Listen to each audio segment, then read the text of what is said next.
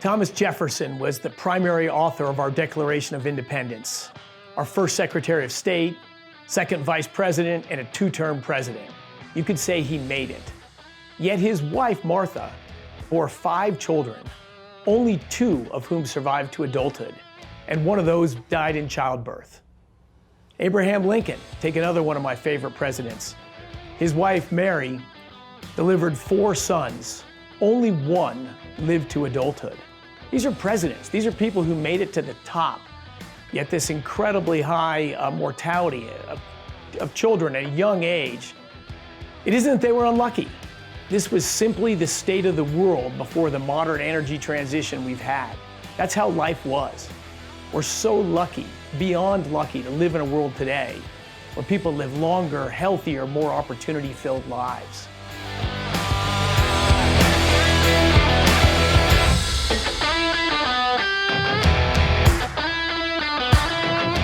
So I'm going to talk about what drove the change from when those presidents lived and from our day to today. Look, the biggest driver of this is 2 things. It's a change in political organization, the growth in human liberty, and it's the rise of modern energy, hydrocarbons, that have driven this change in the modern world and this increase in health. Fortunately, we have enormous resources of energy going forward. Energy is often called the most important resource because it empowers everything else. I call it the second most important resource. The most important resource is human resourcefulness. That has no bounds. So we hear a lot of pessimism today. I'm talking about an enormous improvement in the world. We hear a lot of pessimism. Things are getting worse. Our environment's going to pot. Human lives are at risk. Things are getting tougher. What is the greatest threat today to humanity and to our environment? I think it's one and the same thing. These images capture a little bit of this. What's the greatest threat to humanity and the environment today? I think without a doubt, it's poverty. Human poverty is the greatest threat to our environment, and it's the greatest threat to each human being able to live their dreams and live the rich lives that so many of us have. Let's look at energy transition. The second energy transition. The first was the invention of agriculture, absolutely transformative for the world. Human population exploded, cities started, written language arrived for the first time. Art, architecture, culture just changed dramatically. Unfortunately, in that first energy transition, it didn't improve the lot of the average person born. Human life expectancy didn't grow, amazingly. Human life expectancy has bounced around 30 to maybe 35 years throughout all of human history. None of this really changed. The lot of the average person's life only really began to change in the last 200 years. You can see on this slide here the transformation of human energy. We went through all-time 100% renewable energy, dominantly in the form of biofuels. Think wood and dung as the 2 biggest pieces of that. Coal arrived in small quantities hundreds of years ago, even thousands of years ago. As you can see in this slide, coal didn't become a meaningful part of global energy until the 1800s, maybe 200 years ago. And it really took off in England. Why? Because the very beginning of the Industrial Revolution was powered by wood, as all energy had been powered before. Trying to make iron, trying to make structures in manufacturing powered by wood. Very quickly, almost the entire United Kingdom was deforested. The Sherwood Forest of Robin Hood, long gone. Coal was pulled in out of necessity, the scarcity and then expense of wood. Coal started to keep the Industrial Revolution alive and that progress moving forward. Oil starts maybe in the 1850s a tiny bit, 60s, 70s, doesn't really take off till the invention of the automobile and the spread of that in the early 1900s. Natural gas takes pipelines and gathering systems and in a big infrastructure. While the United States and the developed world are great at infrastructure, didn't really arrive until after World War II, and you can see the enormous growth of natural gas. You can see hydropower and nuclear, also sort of 20th century energy sources that came to scale. This is this dramatic increase in the availability of energy available to humans. Next slide is just a brief little summary of that. What happened? I said life expectancy didn't move. The average lot in life of a person, not kings and queens or royalty, but the average person, pretty nasty, short, and brutish, as Thomas Hobbes said, throughout all of human history. you can see only in the last 200 years this incredible rise in per capita income. Depends how you count it, grows maybe 15 to 30-fold globally, all within the last 200 years. This is Magnuson, an awesome economic historian's attempt to recreate per capita income over the last 2,000 years. And we talk about, another way to look at this is poverty. Extreme poverty, sort of an arbitrary but maybe generally used definition these days, is living on less than $2 a day. Imagine your life living on less than $2 a day. 200 years ago, before the arrival of hydrocarbons on the scene, 90% of humanity lived on the equivalent in today's dollars of $2 a day or less. And then you can see in the green is the people that are living on more than $2 a day. They went from 10% of the population to over 90% of the population today. This is just an enormous transformation in the human condition over just the last 200 years. What drove this? Well, of course, that's a long story, which I'm not going to tell today, but I think two huge catalysts of it. One is liberty, the growth in individual liberty. Think bottom-up organization, not top-down. Property rights, the rule of law, the economic and political enfranchisement of the average person. Throughout all of history, we've been top-down societies. The chief, the king, the queen, the emperor, the lord of the manor. We've always had top-down rule-making organization. When human freedom was let loose, and this as well is maybe starting to hit critical mass early to middle 1800s. This, I believe, is the match that lit the fire. Now, for humans to continue to go forward, for humans to continue to progress forward, you've got to have energy that'll power that. Wood and dung are not going to create a modern world. But as this human liberty is growing, so is the arrival, as I showed earlier, of oil, gas, coal, fossil fuels that empower, cheaper, more available, easier to store and transport fuels. These two things together unleash the modern world. I mentioned a doubling of human life expectancy, extreme poverty plummeting, planes, trains, and automobiles, modern medicine, life as we know it today, simply unrecognizable before the age of more bottom-up human liberty and the arrival of fossil fuels. Show one example of that in health. And this is a complicated plot. Each one of those circles is a nation. The x-axis is life expectancy. How long does the average person live in that country? I mean, the y-axis, the vertical axis. The x-axis is per capita energy consumption. You can see no one has grown life expectancy without a massive increase in the energy consumed per capita. On these two extremes, Japan consumes over 100 times more energy per capita than Sierra Leone, and they get to live 35 years longer. To rise out of poverty and to live longer everywhere and throughout all time requires an increase in energy consumption. All right, where does human energy come from? As I said, historically, all dominantly from wood, by far the biggest, followed by dung and just bit parts from other things. Now around the world here, it's broken up in billions of people per region. I'm not going to talk today about the regions. They all have different energy mixes, but the one thing they all have in common is every one of these regions of the world gets by far and away their dominant source of energy from fossil fuels. Globally, that's somewhere in the low 80% of all human energy comes from fossil fuels today. Fossil fuels have also enabled us to build different energy sources as well. With fossil fuels, we can power trucks, we can make cement, and we can make giant hydroelectric dams, and we have. We can build nuclear power plants. We can build giant windmills with the huge amount of coal required to make each one of those steel towers. Fossil fuels are the main ingredient of the blades of these things. So fossil fuels not only are the dominant source of energy, but they've enabled the other sources of energy that we get today.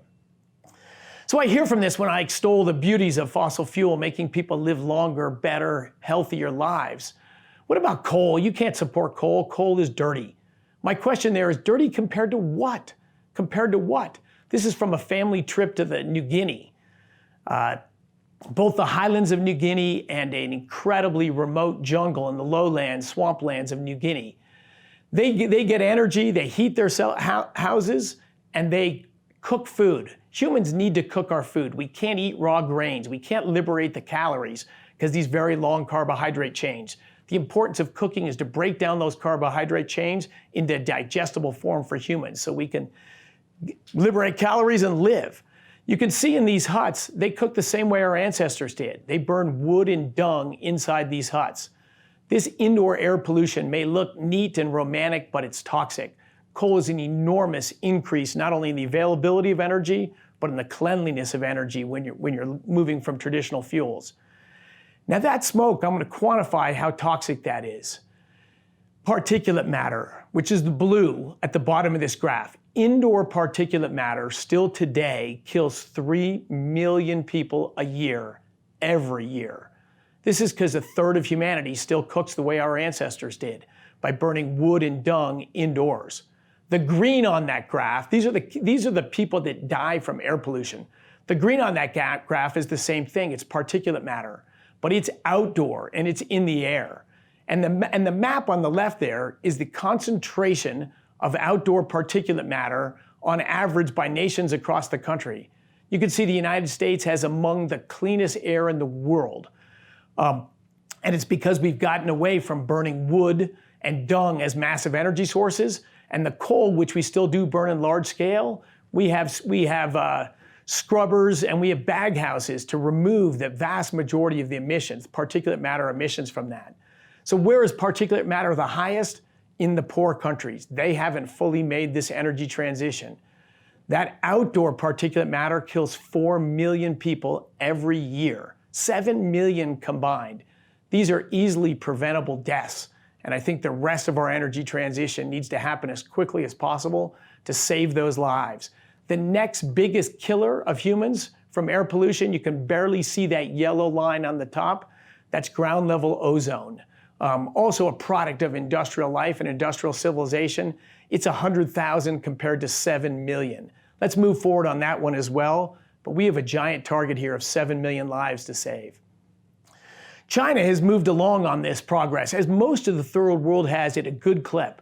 Over the last 15, 16 years, 200 million people in China alone have transformed from indoor cooking with wood and dung to cleaner indoor cooking fuels. You can see on this graph, where do they go to? Dominantly, 90% of them transition to liquid petroleum gas, as you can see in this stove. Think the propane that powers your barbecue. Some get piped natural gas, that's even better. Some get it from electricity, but LPG is by far the most common next step from traditional fuels.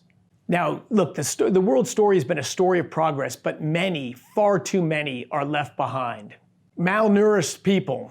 155 million people are stunted, meaning they didn't grow to the genetic potential. Their genes had a certain size writ large for them that they would grow to, and they don't get to grow to that size because they're short on calories.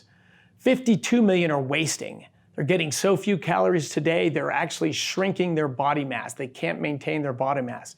17 million severely wasting. These are giant population. Of those 17 million people, about almost half of them die every year. So annual deaths that we can prevent with the growth and access of energy. Quick summary, I talked about 3 million dying every year from indoor air pollution, 4 million from outdoor air pollution, 7.5 million every year from malnourishment. Those are the people that are severely wasting. They stay in that condition. About half of them die every year. 5 million people die every year from simple lack of access to clean water. Energy to pump water from down below out of a water table just massively transforms the quality of life.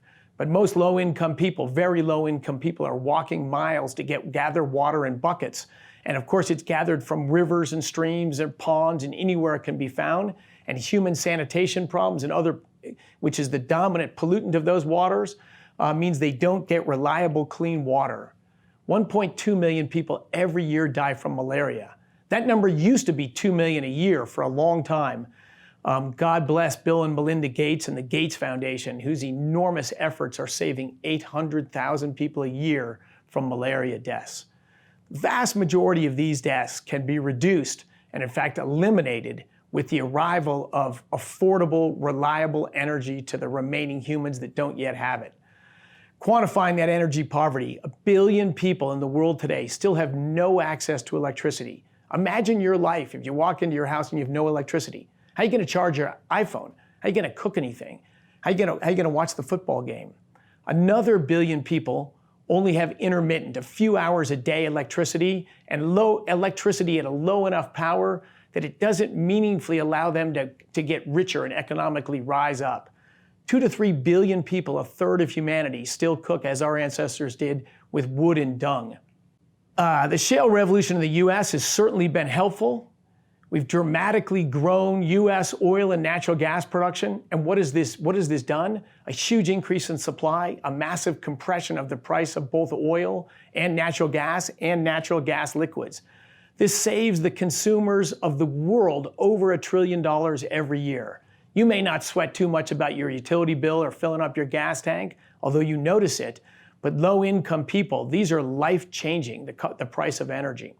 Natural gas, the surge in natural gas has pushed natural gas prices so low in this country that it's far surpassed coal now as the largest source of electricity in the United States. It's just not only driven down greenhouse gas emissions, but it's also removed particulate matter and SOx from our air and helped continue to clean the air in this country. Energy poverty is not just a poor country thing. In rich countries, let's use an example of the United States, 14% of Americans report having received a utility disconnection notice in the last year. Imagine that. 11% of Americans report keeping their homes at unhealthy, unsafe temperatures. Not warm enough in the winter, not cool enough in the summertime to save money because of that cost of energy. California, where I lived for many years, has done a lot to drive up the price of energy. They didn't set out to drive up the price of energy, but in trying to force a top-down energy transition, they've driven it up dramatically. California today has the highest adjusted poverty rate of any state in the nation. Roughly 20% of Californians live in poverty. This is US Census Bureau data. Right here in Colorado, my home state, 25% of the low-income households in the San Luis Valley, the lowest income part of Colorado, primary heating fuel, wood. Same problems with the poor in the third world. The particulate matter, it is not a clean, healthy indoor air. Germany's electricity prices today, 3 times higher than they are in the United States and 100% higher than they were in Germany 15 years ago. They've tried to transform their energy system for good, certainly motivated by good intentions, but the net effect has been incredibly impoverishing to low-income people in that state. Great Britain has done the same thing. They haven't driven electricity prices as high as Germany, but dramatically higher than they were before. And looking at their own public health data, 65 Britons die every day, or around 25,000 a year, because of this increase in the price of energy, because they're not cooling their houses sufficiently in the summer or heating them sufficiently in the wintertime. Energy poverty is not just a poor nation thing. It's also becoming a political problem. When you continue to raise essentials of life, like electricity, in the developed world, when you increase those prices dramatically, you hurt people's quality of lives. So go back to the third world. Electricity access and child malnutrition. I'm just going to show a simple visual correlation. This is a map of the countries in the world where we have data on per capita energy consumption, per capita electricity consumption. Green means you've got a lot. Red means you're short of it. No surprise where the red is. Let's look at the same form plot, but this is child malnutrition. Malnutrition of 5-year-old children. Same countries are red here, meaning high child malnutrition. Same countries are green. I'll plot those two maps side by side. On the left, you probably can't tell the difference. The left is electricity consumption. The right is child malnutrition. Most of the problems in the world today are because of lack of access to affordable energy. Energy poverty drives these problems. So where did the last billion people get access to electricity? Like, I don't care where electricity comes from, as long as it arrives at my house and it's affordable. The last billion to get first access to electricity, nearly half got it from coal. 87% got it from hydrocarbons and hydropower. Solar, about 4%. Wind is in the noise. So where we're pushing to invest today is not bringing to electricity to low-income people. Where are the next billion people going to get their first access to electricity? Probably not wildly different from this pie chart. Here's a graph of two photos to communicate a summary of the talk in 2 slides. Everyone recognizes the photo on the left. That's the Korean Peninsula. I don't think I need to take a vote of would you rather live in the energy-rich South Korea or the energy-poor and human liberty-poor North Korea. That's an indicator of how much better humans' lives are with abundant access to energy. On the right's the environmental impact of abundant access to energy. This is actually a national border as well, but strikingly, you can see it during the day. On the right is the Dominican Republic. It's a wealthier nation than Haiti that you see there on the left.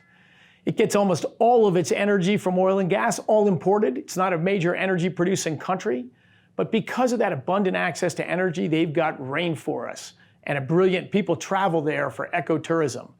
On the left, Haiti gets the large majority of all of its energy also from imported oil and natural gas. But it's so poor due to lack of property rights and human liberty that it still has a good chunk of its population that can't afford oil and gas, and they get energy the same way our poor ancestors did, which is cutting down the trees, gathering trees, wood, and dung. And what does that lead to? Deforestation across Haiti. Every time I travel to a very poor country, that's the first thing that strikes you. A small human population density, enormous environmental footprint. The rich world's quite different. United States, there's a bunch of, the wealth has grown, the vehicles miles traveled have grown, our population has grown. We have all these trends going for the positive. But the EPA's 6 named criteria pollutants, think lead, carbon monoxide, SOx and NOx, ground level ozone. These are the most damaging to human health. In spite of all this enormous progress in the United States over the last 50 years, those pollutants have collectively declined 74%, 3/4 decline. And as you can see on that graph, it's continuing decline every year today.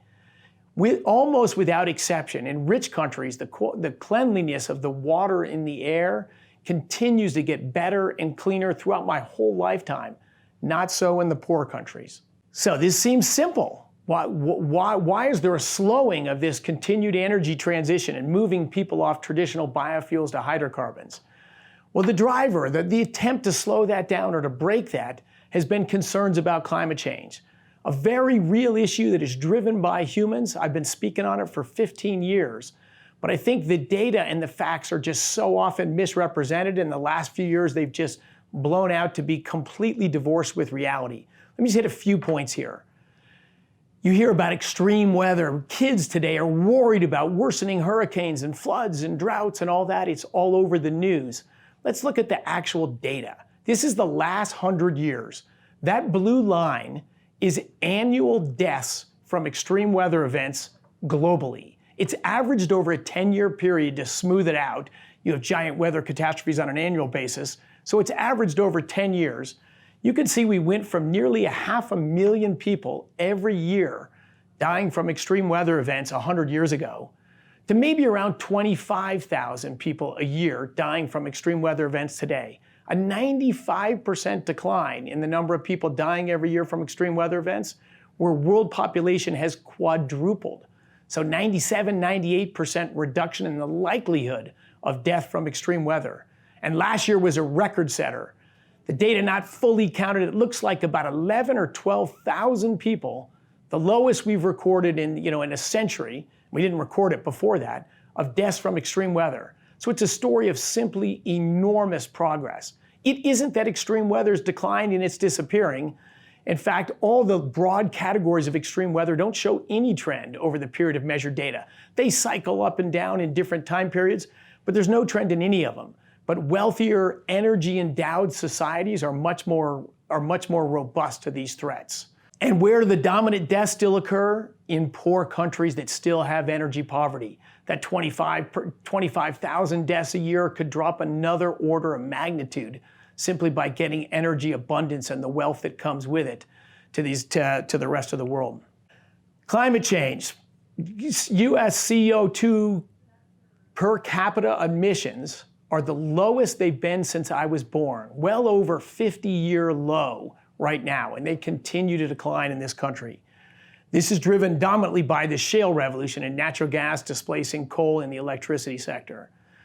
The IPCC does math, economics as well. You hear about some of the science, you mostly hear the summary from for policymakers, which generally is not a very credible representation of what's in the reports themselves, but they also do economic studies.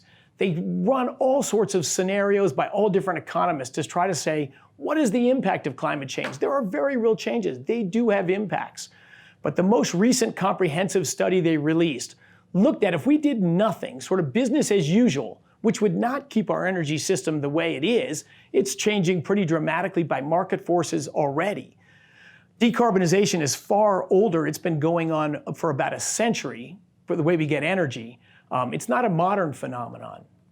But in the economic studies of business as usual, no attempts beyond market forces to change energy systems, what's the loss of per capita income globally, say in the 2070s, let's say 55 years from now? By their estimates, it's somewhere between 0.2% and 2%. Let's use the number 2%. 2% reduction in per capita income if we don't transition our energy system 55 years from now. In that same economic analysis, they estimate per capita income in the globe is somewhere between 300 or 500% higher. 2% is not nothing, but very modest compared to the growth we will see in the rise of incomes. The only climate economist to win a Nobel Prize, William Nordhaus at Yale University, he's dedicated the last couple decades of his career to studying climate economics. He did an analysis of the Paris Climate Accord. What if everyone met their targets and we kept the warming to 3.5 degrees Fahrenheit or 2 degrees C?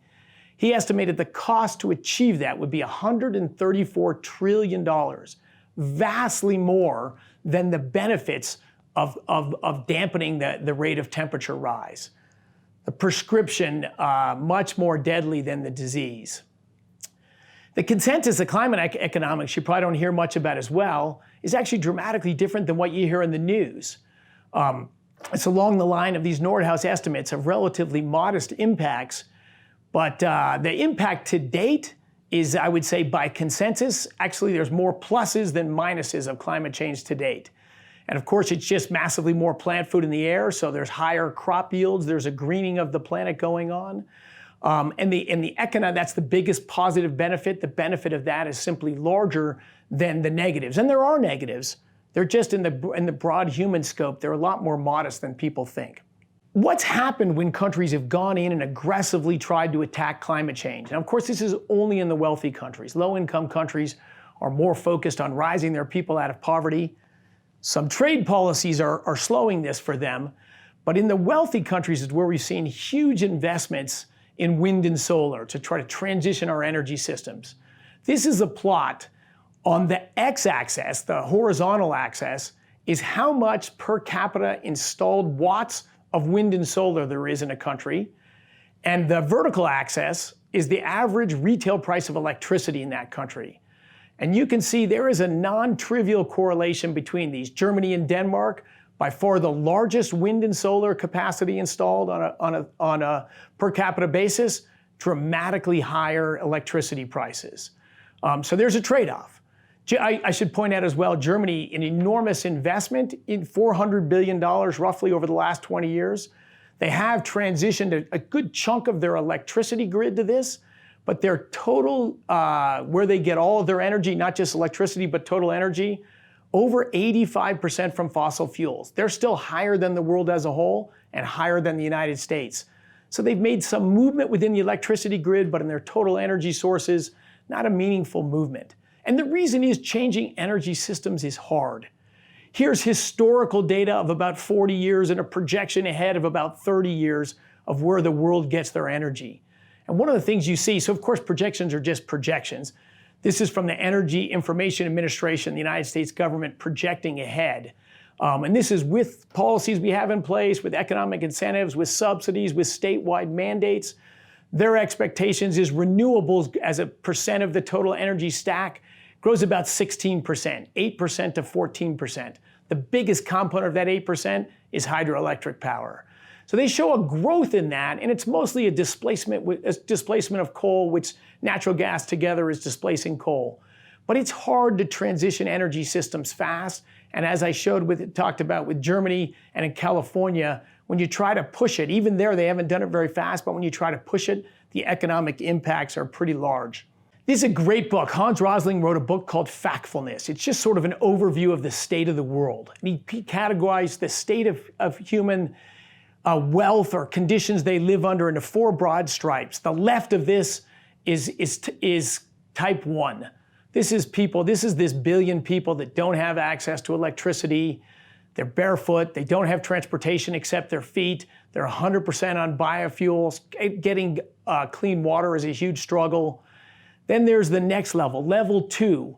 They may have a bicycle for transition. They've got water containers with tops on them, so it's easier to transport clean water to them. Half of them maybe have transitioned to liquid petroleum gas and cleaner burning fuels.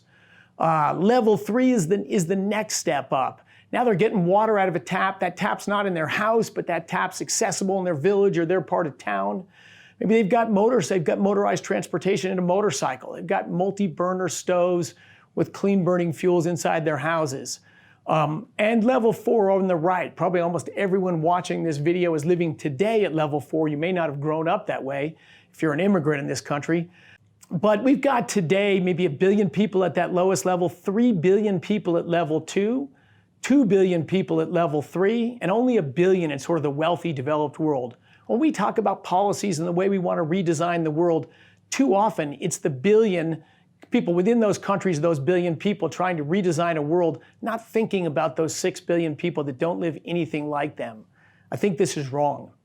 The last 200 years have seen unparalleled progress in the human condition. It's fantastic.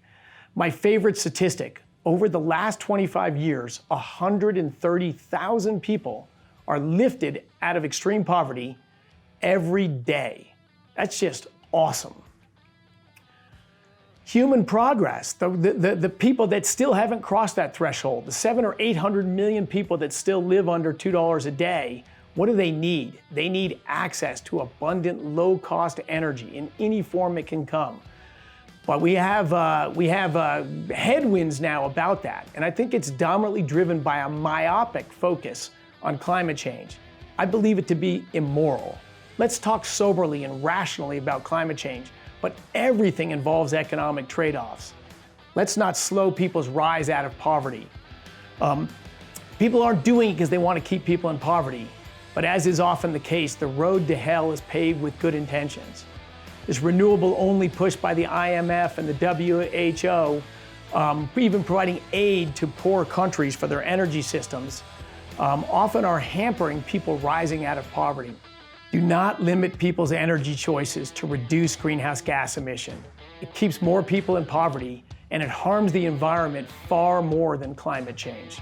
Empower people now with cheap and abundant energy to save their lives, their forests, their air quality, and their water quality. As people rise up, they clean their environments dramatically. Decarbonization has been going on for 100 years. It could be accelerated with technology and investments in things that work. And we may not even know what they are. The world energy system is going to continue to transform. But top-down, subsidized drivers of that, I think, create far more cost than they create benefits. Thank you for joining me today.